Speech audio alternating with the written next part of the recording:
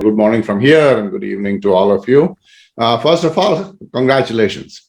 Congratulations for all that you've accomplished. When I was in sixth grade, eighth grade, ninth grade, I didn't know which way was up. So I was barely trying to complete my studies and trying to take my exams and my board exams and my IIT exams. It was just so consumed by this. We used to be, and Sanjeev will second this, that we were very one-dimensional in our life at that time because we just did studying, and nothing else. And now you're being creative. And in fact, when I was in school, the concept of entrepreneurship didn't exist in India.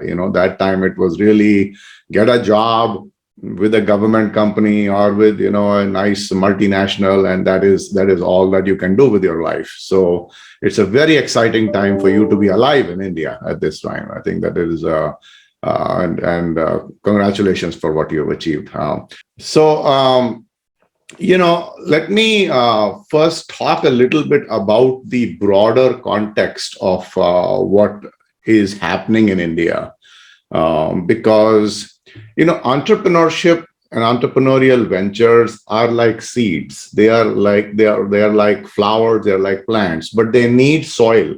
They need a good fertilizer. They need a good place or environment or setting in which to bloom. I mean, the reason that we could not do entrepreneurship 40 years ago when I was in high school was because we were in a desert. We did not have the enabling infrastructure, the enabling resources, the enabling organization. By the way, this is both physical infrastructure as well as sort of the soft infrastructure. So let me explain what that means. What are the conditions that we need for you to do a startup, venture?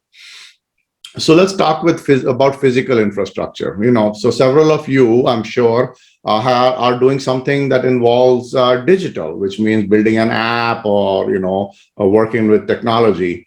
So just imagine today, you didn't have to create a software from scratch. You didn't have to build iOS or Android from the beginning. You didn't have to invent a smartphone. You didn't have to create GPS.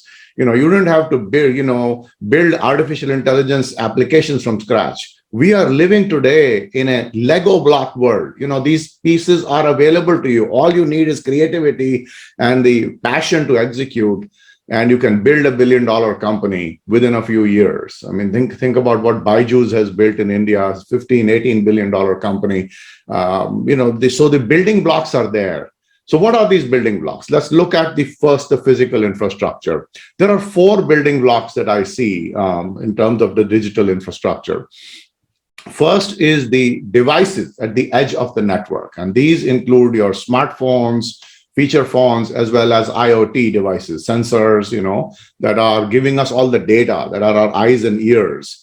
And you've seen, one of the things that I do in my work outside the university is that I serve on board. So I'm on the board of Geo. Some of you might know Geo. You probably have some Geo phones, right? So I serve on their board, and I'm really proud of what Geo has accomplished in the last 5 years since 2016. Is really made data accessible and affordable for all Indians. So that explosion now means that everyone is connected to the network. We have now. So that means, what does that mean for you as an entrepreneur? I now have access to all these customers. I have also access to all these people because everyone is connected, right? The second piece is those devices are useless without networks. So the second building block is the wireless and wired networks. The third building block is the cloud. The cloud gives you access to very cheap and very powerful computing resources. So in summary, 4 building blocks: devices and sensors, wired and wireless networks, cloud computing, and AI and machine learning. These are your 4 building blocks. So what this does is gives you a very nice toolkit. To get started. However, I like to say, kids, that a fool with a tool is still a fool. So you still need to understand, what are we going to do with these tools, right? Where are we going? So that is where I now will talk to you a little bit about where are the opportunities. So as you think about opportunities as entrepreneurs, as people trying to think about startup companies, what I would suggest is always start with a problem.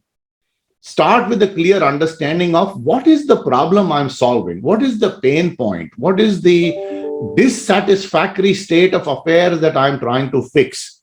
And by the way, some of these problems can be experienced very personally by you. And you can say, if I have this problem, maybe other people have this problem too. Never start with the product. Never start with the technology. Always start with the problem.